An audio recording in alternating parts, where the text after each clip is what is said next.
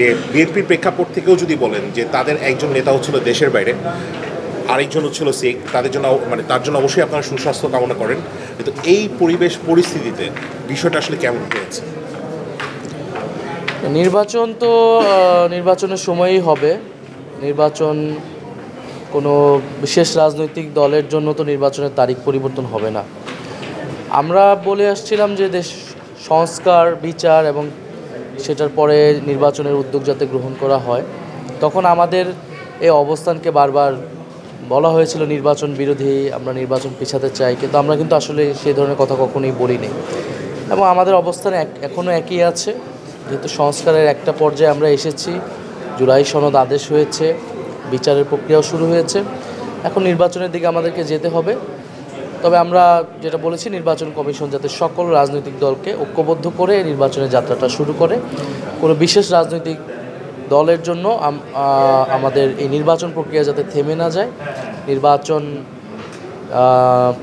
তাদের নেত্রী অসুস্থ, সেটার জন্য আমাদের সহানুভূতি রয়েছে, আমরা সেই বিষয়টা বিবেচনা করতে বলেছি, কিন্তু নির্বাচনের সময়ই হবে আশা করি।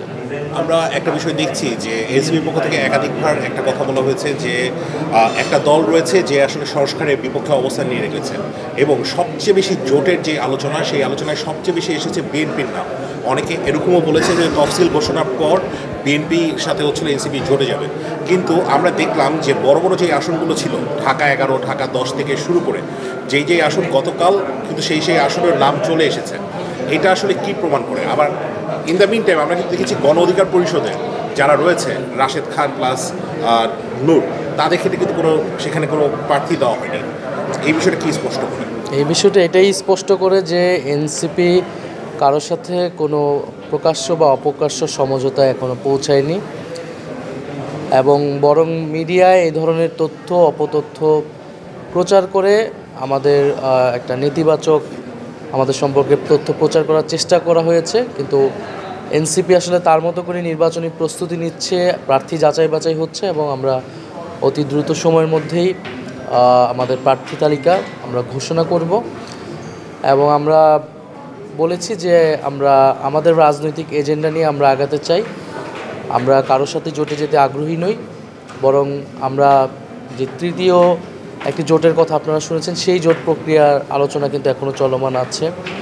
ফলে আমরা যেহেতু নতুন ধারার একটি রাজনীতি আমরা করতে চাই, যেখানে গণতন্ত্র এবং একটি অর্থনৈতিক ন্যায় প্রতিষ্ঠা হবে বাংলাদেশে। আমরা মনে করি যে পুরাতনপন্থী যে দলগুলো রয়েছে, যারা এতকাল বাংলাদেশে রাজনীতি করেছে এবং যাদের বিরুদ্ধে নানা ধরনের অভিযোগ রয়েছে, জনগণের তাদের প্রতি সেই আস্থাটা নেই। জনগণ নতুন সম্ভাবনা দেখতে, নতুন নেতৃত্ব দেখতে চায়।